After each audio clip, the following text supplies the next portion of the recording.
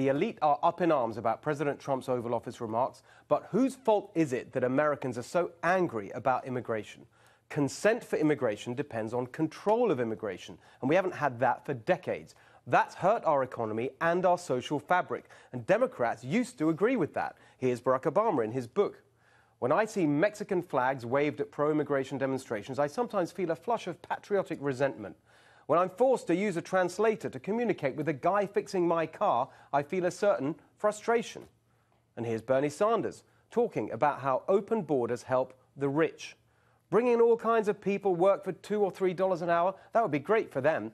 I don't believe in that. I think we have to raise wages in this country. I think we have to do everything we can to create millions of jobs. You know what youth unemployment is in the United States of America today? If you're a white high school graduate, 33%, Hispanic 36%, African American 51%.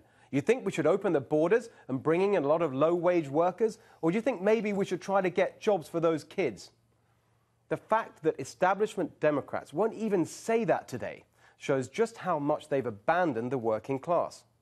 Second point, to use the word of the week, Democrats don't give an S word about the Dreamers. If they really cared about the Dreamers, why didn't they do something about them when they controlled the White House and the Congress? If they really care about them today, why don't they agree to the deal President Trump put on the table? Protect the Dreamers, build the wall, end chain migration and the visa lottery. Instead, they've made a no-compromise position into a political litmus test. Here's their deputy party leader on Friday. That's right, a Clean Dream Act, and there cannot be one single politician in the state of Pennsylvania who is in a state of confusion about how you feel. We're going to make it perfectly clear to all of them on a repeated basis. And yes, we have a litmus test. If you are a Democrat who doesn't like a Clean Dream Act, you're going to have some problems. Democrats will dump the Dreamers if it means they can block President Trump's signature election promise. And that leads to the third point. The Democrats' total opposition to the wall undermines our democracy. What the hell do you think the American people will make of a political system that can't even deliver an incredibly simple, clear promise like build the wall? That would destroy what little faith is left in our government. And the Democrats, who love to lecture everyone else about democratic norms, well, they would be responsible. Finally, you know what the real long-term solution to immigration is?